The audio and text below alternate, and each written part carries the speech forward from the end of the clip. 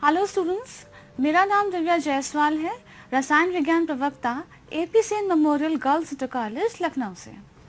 Students, आज मैं आपके सामने एक बार फिर चैप्टर 2 सॉल्यूशंस के साथ हूँ और आज हम चैप्टर 2 की तीसरी क्लास करेंगे। बट आज की क्लास स्टार्ट करने से पहले एक बार जल्दी से रिकैप करते हैं कि हमने पिछली क्लास में क्या पढ़ा था। स्टूडेंट्स, पिछली क्लास में हमने विलेयता के बारे में पढ़ा था।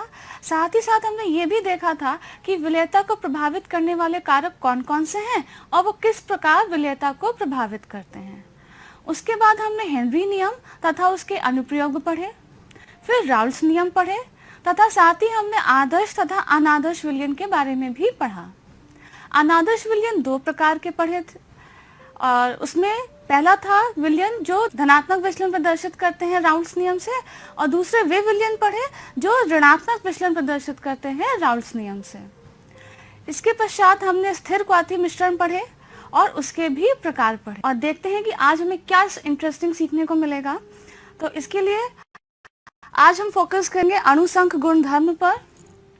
वो चार प्रकार के होते हैं। पहला है वाष्प दाब का आपेक्षिक अवनमन, relative lowering of vapour pressure, क्वथनांक का उन्नयन, एलिवेशन इन बॉइलिंग पॉइंट, हिमांक का अवनमन that is depression in freezing point, और परासरण दाब that is osmotic pressure. But students, परासरण दाब हम नेक्स्ट क्लास में कवर करेंगे। तो आज के लिए सिर्फ ये तीन ही कॉलिगेटिव प्रॉपर्टीज या अणुसंख गुणधर्म हम पढ़ेंगे।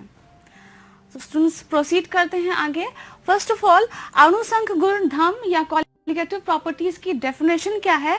आप डेफिनेशन को इस वर्ड से ही निकाल सकते हैं, दैट इज ये जो कॉलिगेटिव प्रॉपर्टीज होती हैं वो डाइल्यूट सॉल्यूशंस पे लगती हैं।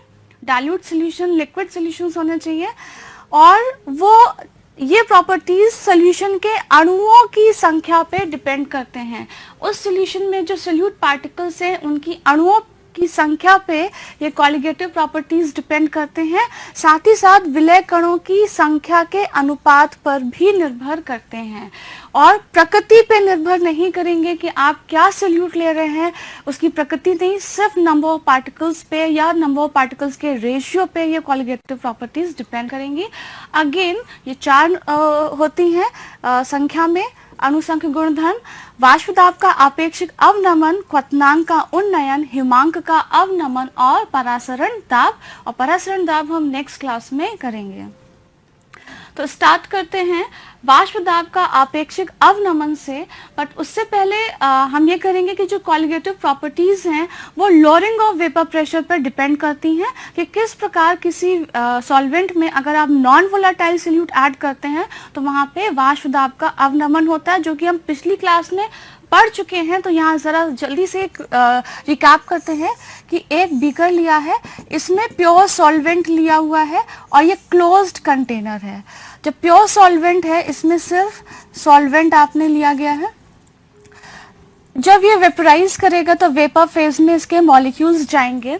स्टार्टिंग में जो है इवेपोरेशन प्रोसेस फास्ट होगी और इवेपोरेशन प्रोसेस सरफेस फिनोमेना होती है, तो सिर्फ सरफेस पे जो अणु उपस्थित हैं वही वाष्पित होकर वाष्प अवस्था में जाएंगे। जब ये वेपर्स की कंसंट्रेशन बढ़ती है वेपर फेज में तो ये आपस में भी टकराते हैं, कंटेनर की वॉल से भी टकराते हैं, साथ ही साथ इस लिक्विड की सतह पे भी टकराते हैं, जिसकी वजह से इनका संघनन भी होता है। स्टार्टिंग में इवेपोरेशन ज़्यादा होगा और कंडेंसेशन की रेट कम होगी, बट जिस पॉइंट पे इन दोनों का रेट बराबर हो जाता है, that is rate of evaporation is equal to rate of condensation, वो हम अवस्था कहते हैं कि इक्विलिब्रियम आ गई है। और इसी इक्विलिब्रियम प्रोसेस पे ये जो वेपर्स जो भी प्रेशर एक्सर्ट करते हैं उसी को हम कहते हैं वेपर प्रेशर। प्योर सॉल्वेंट का होता है तो वो कांस्टेंट होता है vapour pressure at the constant temperature, तो हम उसको P1 नॉट से शो करते हैं। और इसी में अगर हम नॉन वोलेटाइल सोल्यूट ऐड कर दें, इसी सोल्यूशन यानी हमने अब सोल्यूशन बना लिया है, उसी सॉल्वेंट में अगर हमने नॉन वोलेटाइल सोल्यूट ऐड करके सोल्यूशन बना लिया, अगेन क्लोज कंटेनर लेंगे, होमोजेनियस सोल्यूशन है तो सरफेस पे सॉल्वेंट मॉलिक्यूल के साथ साथ नॉन वोलेटाइल सोल्यूट के भी पार्टिकल्स रहेंगे, उसको हम डार्क से शो कर लेते हैं। अब वेपर फेज में जो सॉल्वेंट मॉलिक्यूल्स हैं सिर्फ वही वेपराइज होके जाएंगे, क्योंकि सोल्यूट तो नॉन वोलाटाइल है, सिर्फ उसी के ही वेपर्स रहेंगे। दैट इज जो फ्रैक्शन ऑफ मॉलिक्यूल्स हैं covering the surface of fraction of the surface covered by the solvent molecules वो decrease हो गया, therefore vapor pressure of the solution also decreases। इसी को कहते हैं वाष्प दाब में अवनमन हुआ है, lowering of vapor pressure है, क्योंकि सतह पे अब solvent molecules कम हो गए हैं, तो vapor phase में भी वाष्प दाब कम हो जाएगा यहाँ पे, और इसको हम P1 कहेंगे, जो कि सॉल्वेंट का वाष्प दाब है, लेकिन इसी को हम सोल्यूशन का भी वाष्प दाब कहेंगे, क्योंकि सोल्यूशन में सिर्फ सॉल्वेंट ही है जो वाष्पशील अवस्था में होता है। तो यहाँ से आप देख सकते हैं कि वाष्प दाब कम हो गया, और इसको हम delta P is equal to P1 not minus P1 ये कहेंगे। जितना भी वाष्प दाब में अवनमन हुआ है उसको हम लिख सकते हैं कि प्योर कंपोनेंट, प्योर सॉल्वेंट का जो वाष्प दाब था, और उसमें सबट्रैक्ट करेंगे सॉल्यूशन का वाष्प दाब, तो इसी अंतर को हम वाष्प दाब का अवनमन कहेंगे। यहाँ से हम इसको वाष्प दाब का अपेक्षिक अवनमन, जो कि एक कॉलिगेटिव प्रॉपर्टी है जो लोअरिंग ऑफ वेपर प्रेशर पर डिपेंड करती है, तो देखते हैं। P1 हम यहाँ पर लिख रहे हैं जो कि राउल्स लॉ से है, P1 नॉट इंटू x1, क्योंकि सॉल्वेंट तो नॉन वोलाटाइल है, तो सिर्फ हम सोल्यूट तो नॉन वोलाटाइल होता है, इसीलिए हम सिर्फ सॉल्वेंट का ही राउल्स लॉ वाला एक्सप्रेशन लिखेंगे। और डेल्टा P जो अभी हमने लोअरिंग ऑफ वेपर प्रेशर करा था कि P1 डॉट माइनस P1, उसी एक्सप्रेशन को लिया है, और इस एक्सप्रेशन में हम P1 की वैल्यू राउल्स लॉ से रखेंगे, तो will get P1 not minus P1 not into x1। P1 not को कॉमन लेंगे तो we are getting 1 minus x1, और हम मोल फ्रैक्शन के टॉपिक में हमने पढ़ा था कि 1 माइनस x1 को हम x2 भी लिख सकते हैं, तो ये delta P is equal to P1 not into x2 आ गया। अगर हम इस लोअरिंग ऑफ वेपर प्रेशर को किसी स्टैंडर्ड चीज से कंपेयर करें और कांस्टेंट चीज से कंपेयर करें, तो वो है P1 नॉट, क्योंकि प्योर सॉल्वेंट का जो वेपर प्रेशर होता है वो कांस्टेंट होता है एट द गिवन टेम्परेचर, तो अगर हम LHS में उससे डिवाइड कर रहे हैं तो RHS में भी डिवाइड करेंगे, और इसी को कहते हैं relative lowering of vapour pressure, that is वाष्प दाब का आपेक्षिक अवनमन। तो इसको जरा एक्सपैंड करके लिखेंगे तो डेल्टा P को हम लिख सकते हैं P1 not minus P1 upon हमने लिया था P1 नॉट, तो ये यहाँ पे P1 नॉट। RHS में आएंगे P1 not x2 upon P1 not, ये तो P1 not get cancelled out, और यहाँ से आप देख सकते हैं कि relative lowering of vapour pressure solute के मोल फ्रैक्शन पर डिपेंड करता है। यहाँ से हम जस्टिफाई कर सकते हैं कि वाष्प दाब का अपेक्षित अवनमन एक कॉलिगेटिव प्रॉपर्टी है। x2 को हम अगर एक्सपैंड करें तो P1 not minus P1 upon P1 not is equal to x2 को हम number of moles of solute plus total number of moles of solution लेंगे, और हम स्टूडेंट्स बात कर चुके हैं कि हम डाइल्यूट सोल्यूशंस कंसिडर करेंगे जिसमें N2 की जो मात्रा होगी वो बहुत कम होगी, और कोई चीज़ जो बहुत कम होती है और वो डिनोमिनेटर में होती है तो उसको हम निगलेक्ट कर सकते हैं। क्यों निगलेक्ट करा? क्योंकि N2 जो है is very very less than N1। इसको फर्दर अगर एक्सपैंड करें तो P1 not minus P1 upon P1 not is equal to W2 upon M2 into W1, और M1 से हम डिवाइड करेंगे तो वो ऊपर जाएगा, तो ये M1। तो ये आपका फाइनल फॉर्मूला आ गया जिस पे आप न्यूमेरिकल प्रैक्टिस कर रहे हैं। सारे वेरिएबल्स अगर आपको पता हो, सिर्फ M2 अननोन हो, तो यहाँ से आप किसी अननोन सोल्यूट का मोलर मास कैलकुलेट कर सकते हैं, और यही एप्लीकेशन होता है कॉलिगेटिव प्रॉपर्टीज का।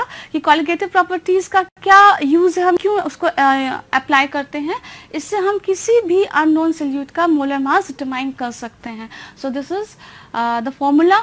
चलिए इसी फॉर्मूले पे बेस्ड एक न्यूमेरिकल भी प्रैक्टिस करते हैं।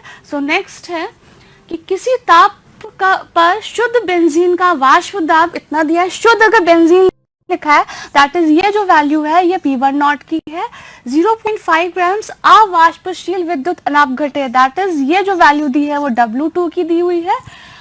ठोस को 39.0 ग्राम, दैट इज ये वैल्यू दी है W1 की, और मोलर द्रव्यमान बेंजीन का दिया है 78 ग्राम, दैट इज ये वैल्यू दी है M1 की इसमें घोला गया है तो प्राप्त विलयन का वाष्प दाब दैट इज ये P1 की वैल्यू दी गई है और आपको ठोस का मोलर द्रव्यमान ज्ञात करना है। तो यही है relative lowering of vapour pressure का आपने फॉर्मूला लिख लिया है और P1 नॉट की वैसे हमें वैल्यूज पुट करनी है दैट इज 0.850। P1 की वैल्यू हमने कहा था कि ये 0.845 अपॉन P1 नॉट वही होगा 0.850 इज इक्वल टू W2 है 0.5 इंटू M1 जो है वो है 78 ग्राम्स जो बेंजीन का मोलर मास है। M2 कैलकुलेट करना है और W1 की वैल्यू है 39 ग्राम्स। तो बाकी सारे वेरिएबल्स की वैल्यू पता है, M2 अननोन है तो M2 को हम जब यहाँ पे कैलकुलेट करेंगे तो आंसर आएगा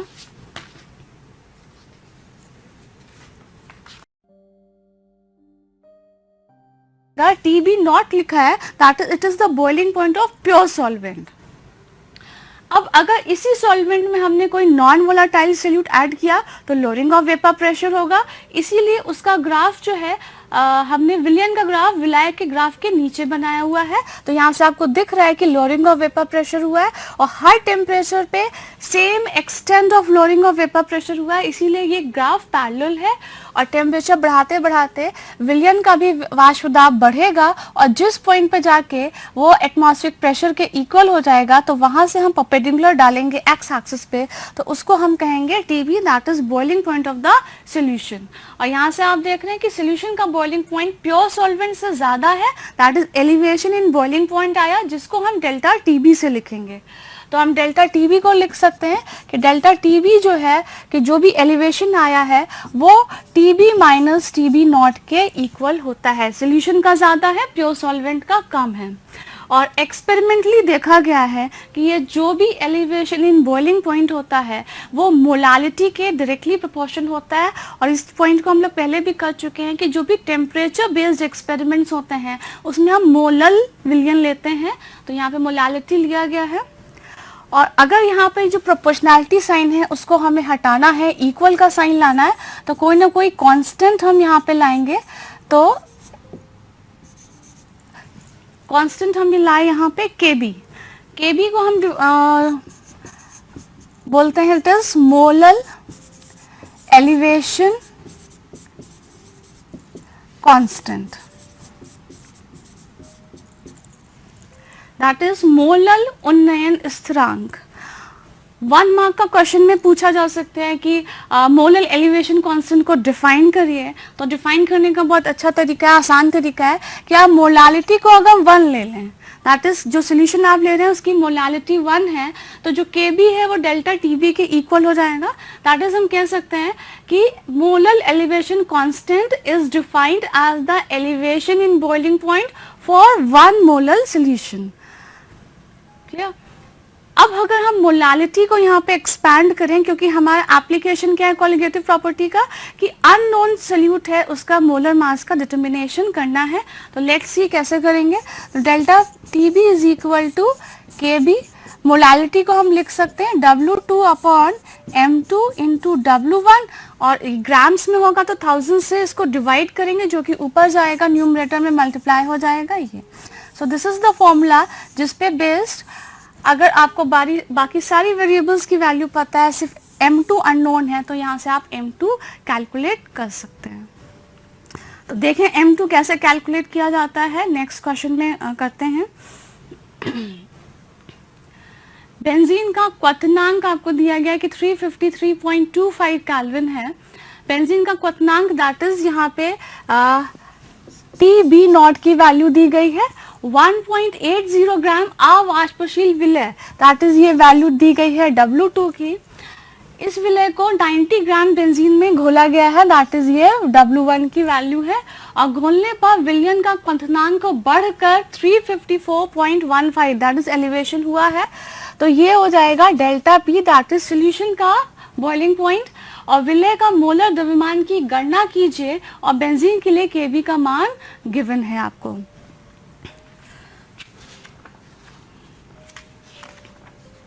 तो यहाँ पे फॉर्मूला है हमारा पास, पहले हम उसके लिए डेल्टा TB निकालने की कितना एलिवेशन हुआ है उसके लिए हमने करा था कि TB minus TB not minus TB, delta TB is equal to TB minus TB not होगा। तो TB की जो वैल्यू है वो है 354.11 माइनस 353.25 और इसका आंसर आएगा 0.88 केल्विन। तो अब डेल्टा TB आ गया, फॉर्मूला है हमारे पास delta TB is equal to KB into W1, यहाँ पे ये 1000 भी रहेगा क्योंकि ग्राम्स में है, W2 upon M2 into W1, ये फॉर्मूला है। इसमें M2 कैलकुलेट करना है तो M2 को हम LHS में ले जाएंगे, बाकी सब RHS में रहेगा। KB into W2 into 1000 upon delta TB into W1। तो सिंपली वैल्यूज पुट करनी है, देखते हैं। KB की वैल्यू दी है 2.53 इंटू W2 की वैल्यू दी है 1.80 इंटू 1000 अपॉन डेल्टा TB हम लोग ने निकाला है 0.88 इंटू W1 हमको दिया गया है यहाँ पे 90 ग्राम्स, तो इसका आंसर आ जाएगा 58 ग्राम पर मोल। तो ऐसे इस तरीके से हम एलिवेशन इन बॉइलिंग पॉइंट वाले एक्सपेरिमेंट से भी किसी अननोन सॉल्यूट का मोलर मास डिटरमाइन कर सकते हैं। सो नेक्स्ट है डिप्रेशन इन फ्रीजिंग पॉइंट, हिमांक का अवनमन, ये थर्ड क्वालिटेटिव प्रॉपर्टी है। तो डिप्रेशन एंड फ्रीजिंग पॉइंट पढ़ने से पहले हम सीखेंगे कि फ्रीजिंग पॉइंट क्या होता है। अगेन एक्स एक्सिस पे टेम्परेचर लिया है और वाई एक्सिस पे वाष्प दाब लिया गया है। पहले प्योर सॉल्वेंट लेंगे, द्रव विलायक लेंगे, और अगर हमें फ्रीजिंग करना है, उसको जमाना है, तो हमें टेम्परेचर लो डाउन करना पड़ेगा।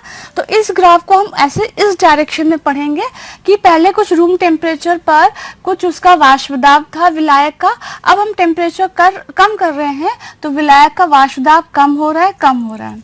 उसी विलायक का कुछ हिमांकित विलयन है, दैट इज फ्रोजन सॉल्वेंट है, जो कि सॉलिड स्टेट में होगा, और इसका जो भी वाष्प दाब है, अगर इसका हम टेम्परेचर बढ़ाएंगे तो इसका वेपर प्रेशर बढ़ेगा।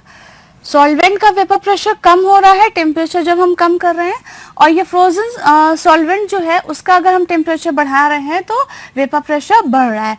जिस पॉइंट पर इन दोनों का वेपर प्रेशर सेम हो जाता है, और you can say both the हिमांकित विलयन और द्रव विलायक दोनों जिस पॉइंट पे, जिस टेम्परेचर पे कोएग्जिस्ट करते हैं, एक साथ मिलते हैं, तो वो टेम्परेचर कौन सा है उसको आइडेंटिफाई करने के लिए टेम्परेचर एक्सिस पे परपेंडिकुलर डालेंगे, तो वो हो जाएगा TF not, that is freezing point of pure solvent.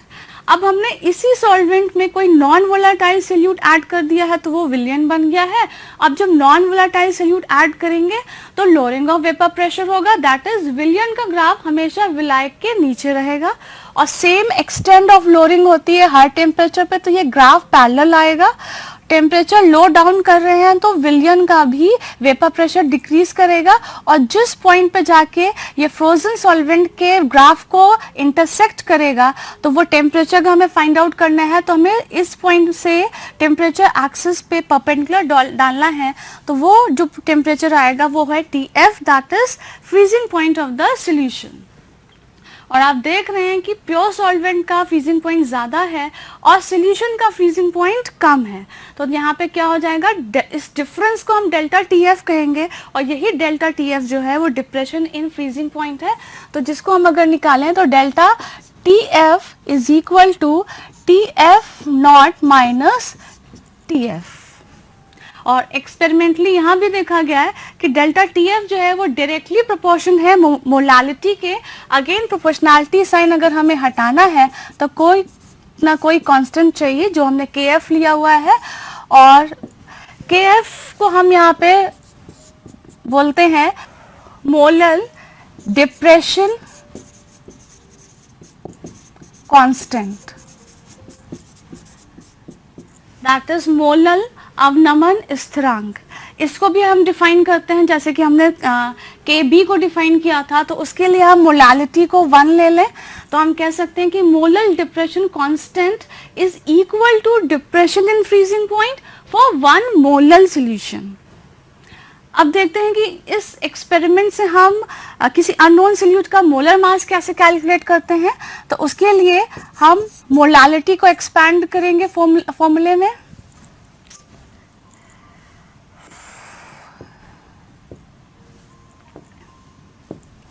तो delta T F is equal to K F into molality को कहेंगे W2 upon M2 into W1, और क्योंकि ग्राम्स में है तो किलोग्राम में कन्वर्ट करने के लिए 1000 से नीचे डिवाइड करते हैं, वही ऊपर जाता है न्यूमरेटर में। तो ये फॉर्मूला है। अगर सारे वेरिएबल्स की वैल्यू पता हो, सिर्फ M2 अननोन है, तो यहाँ पे हम M2 इस तरीके से कैलकुलेट कर सकते हैं।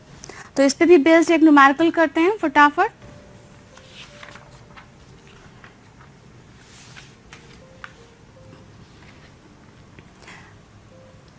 क्वेश्चन है, शक्कर के 5% द्रव्यमान जलीय विलयन का हिमांक 271 केल्विन दिया है।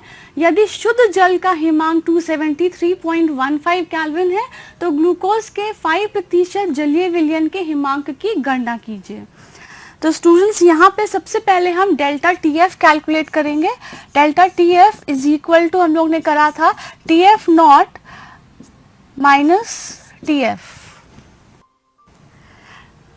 टी एफ नॉट जो दिया है, शुद्ध जल का हिमांक 273.15 है, माइनस जो सोल्यूशन का जो हिमांक दिया है वो 271 ये दिया हुआ है। इसको डेल्टा टी एफ कैलकुलेट करेंगे तो हमारी वैल्यू आएगी 2.15 केल्विन। अब हमारे पास फॉर्मूला है डिप्रेशन एंड फ्रीजिंग पॉइंट का।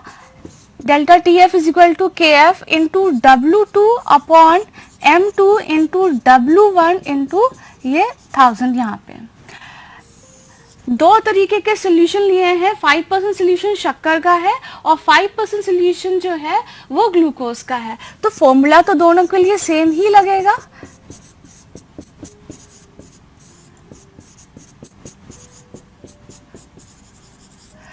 ऊपर वाला जो है वो शक्कर के लिए है और नीचे वाला जो है वो ग्लूकोज के लिए फॉर्मूला है। ठीक है, अब आप ध्यान से देखिएगा क्योंकि इसमें काफ़ी चीज़ कटने वाली हैं, तो ध्यान से देखना है इसको। 5% सोल्यूशन लिया है और हम पहले भी पढ़ चुके हैं। 5% सोल्यूशन का मतलब होता है कि 5 ग्राम्स जो है उसमें सोल्यूट लिया हुआ है और 95 ग्राम्स जो है वो सॉल्वेंट लिया है। ठीक है, और 5% सोल्यूशन दोनों का भी है, शक्कर का भी वही है और ग्लूकोज का भी वही है। तो यहाँ पे 5 ग्राम्स ये भी होगा, 5 ग्राम्स ये भी होगा, कट जाएगा। 95 ग्राम सॉल्वेंट है तो वो भी कट जाएगा, क्योंकि सॉल्वेंट सेम है, जलीय विलयन लिया है, चाहे वो शक्कर का हो चाहे ग्लूकोज का है। तो जो वाटर का के एफ वैल्यू होती है 1.86, तो दोनों के लिए वो सेम होगी, तो वो भी कैंसिल हो जाएगा और 1000 भी कैंसिल हो जाएगा। तो हमें सिर्फ यहाँ M2 मिल रहा है। ये M2 है शक्कर का और ये M2 है ग्लूकोज का। तो देखते हैं शक्कर का जो डेल्टा टी एफ हम यहाँ पे कैलकुलेट कराया तो उसके हम वैल्यू लिख लें, और ये जो डेल्टा टी एफ है ये जो ग्लूकोज का है इसको हमें कैलकुलेट करना है। इज इक्वल टू, अब हमारे पास यहाँ पे शक्कर का मोलर मास है और ग्लूकोज का, ये ऊपर यहाँ पे मल्टीप्लाई होगा, ये इस तरीके से मल्टीप्लाई होता है। तो यहाँ पे ग्लूकोज का जो होता है वो 180 होता है और शक्कर का होता है 342। अब हमें अगर डेल्टा टी एफ कैलकुलेट करना है तो डेल्टा टी एफ जो है वो जो कि ग्लूकोज के लिए है तो सिर्फ हम G लिख लेते हैं, तो वो हो जाएगा, अगर क्रॉस मल्टीप्लाई करें तो 342 इंटू 2.15 अपॉन 180। तो यहाँ पे हमारा आंसर आएगा, डेल्टा टी एफ की वैल्यू है 4.085, बट हमें डिप्रेशन इन फ्रीजिंग पॉइंट नहीं निकालना है, फ्रीजिंग पॉइंट निकालना है, यहाँ पे हिमांक निकालना है। और आपको पता है ये फॉर्मूला कि delta T F is equal to T F not minus T F. तो अगर टी एफ निकालना है तो वो हो जाएगा T F not minus delta T F. तो यहाँ पे टी एफ नॉट की जो वैल्यू है वो वही रहेगी 273.15 माइनस 4.085, और हमारा आंसर यहाँ पे आएगा 269.06 केल्विन। इस तरीके से आपको निकालना है। तो स्टूडेंट्स, आज का गृह कार्य है 750 mmHg दाब पर जल का क्वथनांक 99.63 डिग्री सेंटीग्रेड है। 500 ग्राम जल में कितना सुक्रोज मिलाया जाए कि इसका 100 डिग्री सेंटीग्रेड पर क्वथनांक हो जाए। ठीक है। नेक्स्ट क्वेश्चन है एस्कॉर्बिक अम्ल जो कि विटामिन सी होता है, जिसका फॉर्मूला भी दिया है कि इस द्रव्यमान का परिकलन कीजिए जिसे 75 ग्राम एसिटिक अम्ल में घोलने पर उसके हिमांक में 1.5 डिग्री सेंटीग्रेड की कमी हो जाए। और केयर की वैल्यू यहाँ पे दी गई है। तो ये दो क्वेश्चन हैं जो कि आप होमवर्क में प्रैक्टिस करेंगे।